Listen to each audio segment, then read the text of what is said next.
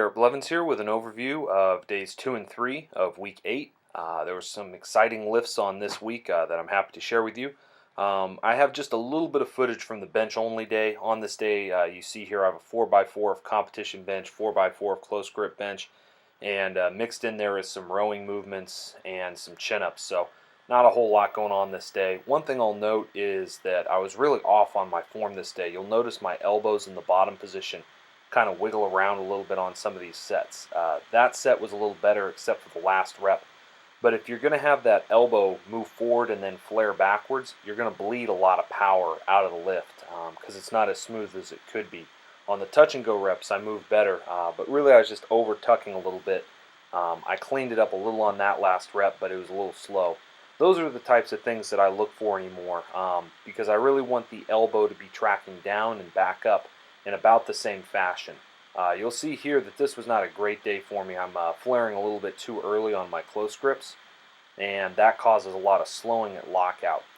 You can only flare so much, and if you flare all the way, let's say if the bar moves only halfway up through the range of motion and you've already fully flared your elbows out, you're going to have some lockout issues. It'd be better to keep the elbow in a little bit and flare it out progressively as you move through the lift. That's going to create a smoother bench. In any case, this was the final day of lifting and had some low bar squatting in here. I've been working a lot on depth for two reasons. One, I'm going to be judged strictly on depth, and so it's something that I need to work on. This angle is a little bit difficult to tell just because of the angle it's at. It's hard to tell where my hip crease is. I was hitting just about rock bottom on all of these, and I was pretty happy with the depth overall. But it is interesting how camera angles kind of change how you view a squat. That said, the other reason I'm working on depth is I've noticed that I have a lot better rep because of the stretch reflex when I go all the way down in the hole.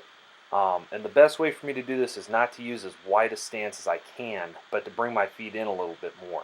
This second set was a good example of that. I had a slightly closer stance and was able to hit even better depth and had a lot better speed through these reps. You'll notice that they're smoother.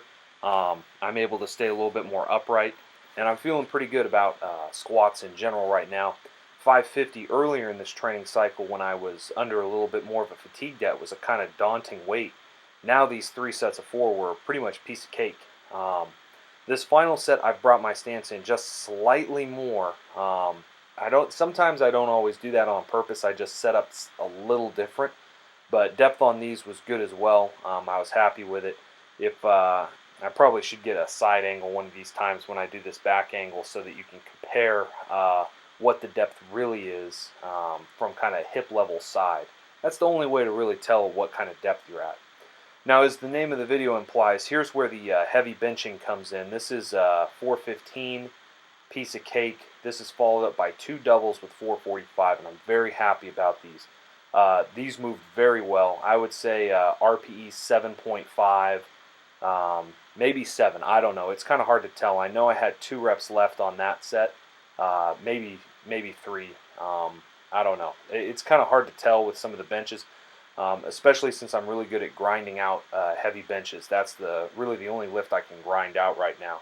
That second rep there at lockout was slightly slower, but again, I'd say RPE 7.5, which is great moving forward, because I'm still relieving the fatigue debt that I am in. I'm paying that back now.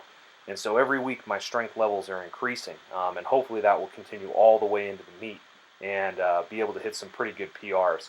Finished up with some triples with 485. This was supposed to be 490, but for some reason I counted the weights wrong.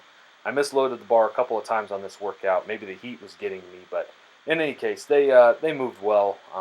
I was happy with these, but this weight is not really what I'm looking to work too much with for the rest of the training cycle. I'm looking for some of these heavier weights. May have had my hips a little high on that first sumo pull, but in general these sumo pulls on this day went really well. They all accelerated the lockout, and it's more than I've lifted in quite a while. That was a fast rep there. Shoulders may have been a little forward. One of the things that my coach, Hanny with TSA, told me to do was to make sure that I was getting my upper back tight, and so that's something I worked on this day. I was also working on getting my shins vertical. Now that rep there in particular, I snapped all the way up to lockout really well. I caught the momentum of the weight and finished the weight quickly. that rep as well. 600 moved real good today. I'll continue that through, but probably won't go too close.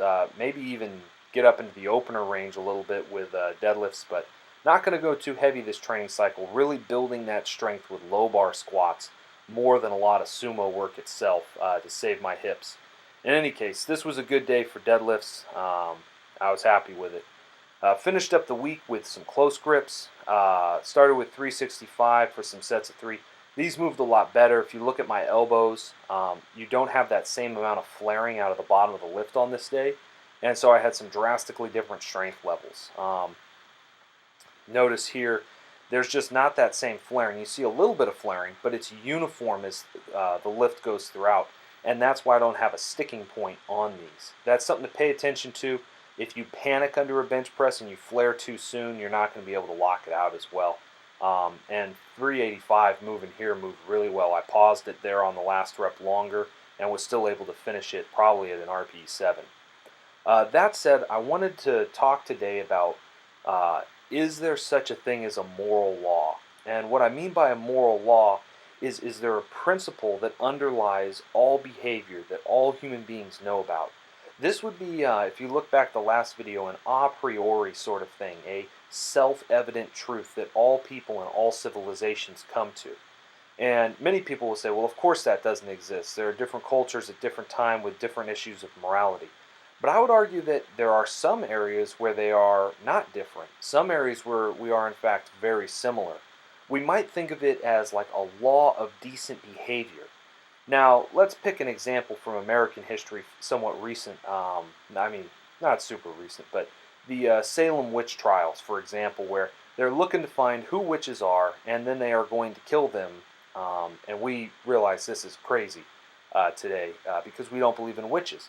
But put yourself in their shoes, and you believe that somebody really is a physical manifestation of the devil, and their very presence endangers all of the lives of the people around them. And this person is actively trying to both undermine the authority of the state and destroy and kill people. Of course you're going to stop that person. The law of decent behavior is not going to stand for somebody who has murderous intent to go around unchallenged. And even though it is in fact incorrect and founded on superstition and an incorrect belief, the basic law underneath it is something that all people can understand and all cultures have had laws concerning. Similarly, if we think about Nazi Germany and some of the crimes of World War II, if we think about those, we don't think that the Germans were just doing their own thing and that somehow it was okay for them, but we just didn't agree with it and thought it was wrong. No, we think that they were actually wrong, that what they were doing was not right, and that the people in charge needed to be held accountable for their crimes.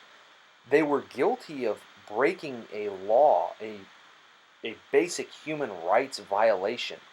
And the fact that we can agree upon that across history and across the world even today is something that speaks that there's a deeper part of what it means to be human, a deeper moral law.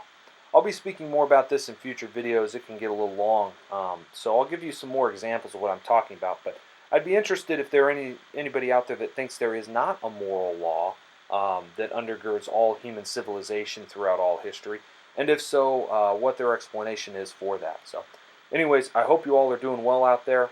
Blessings.